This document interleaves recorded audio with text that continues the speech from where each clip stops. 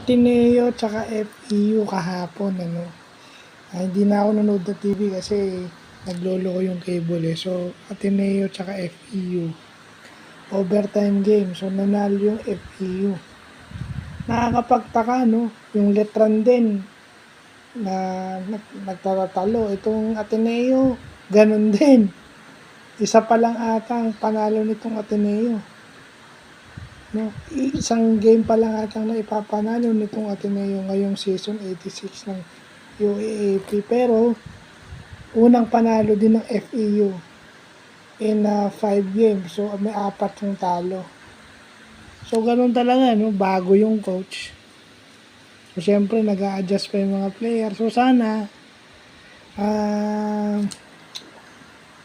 magtuloy-tuloy. Well, no, ito yung nagpapatunay na maraming magaling na player sa Pilipinas, yung lalo na gwardiya, yung star player, star point guard ng FEU, di ba, si Gonzales.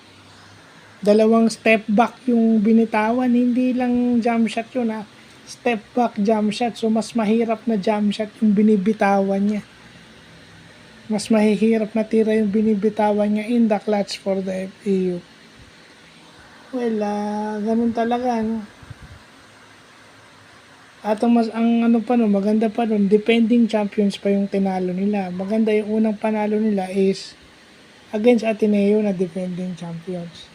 Kasi alam naman natin in transition na itong Ateneo ngayon. So kaya ganun yung nangyayari. Pero yun na nga, di ba, kaya nasabi ko kanina, ito yung game na nagpapatunay na maraming magaling na player sa Pilipinas. Diba? Hindi lang natin alam pagkatapos ito sa UAAP, ito si Gonzales, kung susunod ba ito kay RJ Abarientos o hindi. So, yun ang tanong.